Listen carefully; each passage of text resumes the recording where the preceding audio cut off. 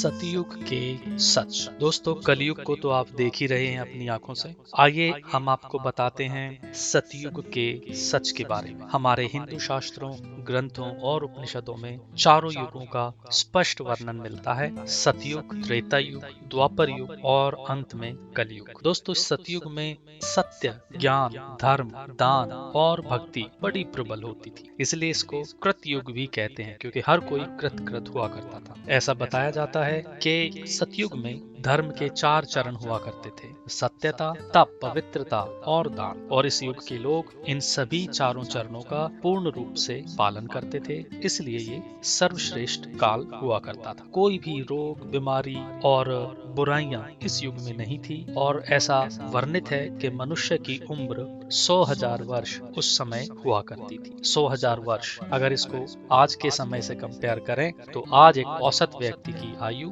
50, 60, 70 वर्ष ही रह गई। दोस्तों, भगवान का स्मरण आदि करना बड़ा सहज, सरल और स्वाभाविक हुआ करता था, क्योंकि धर्मपालक लोग थे और ईश्वर की महत्ता होती थी। पाप थे ही नहीं, क्योंकि ईर्ष्या, द्वेष, लोभ आदि का कोई स्थान नहीं था। और धार्मिक लोग होने के कारण, भक्ति की पराकाष्ठा होने के कारण लोग अलौकिक शक्तियों के धनी होते थे। इसी युग में भगवान विष्णु ने कई अवतार भी लिए थे, जैसे मत्स्य, वराह, नरसिंह और कुर्म। ये सारे के सारे अवतार अमानवीय प्रकार के अवतार थे और धर्म की रक्षा के लिए, राक्षसों का वध करने के लिए, वेदों का उद्धार करने के लिए ये अवतार लिए गए थे। भगवान श्री राम के वंशज राजा हरिश्चंद्र की कहानी भी सतयुग की ही है। दोस्तों, सतयुग और कलयुग में एक बड़ा ही रोचक अंतर ये भी है कि सतयुग में धर्म, पुण्य और ईश्वर भक्ति सहजता से प्राप्त थी, इसलिए पुण्य कम मिलता था। जबकि कलयुग में छोटे से पुण्य का ही बड़ा भारी फल आपको प्राप्त होता है। धन्यवाद।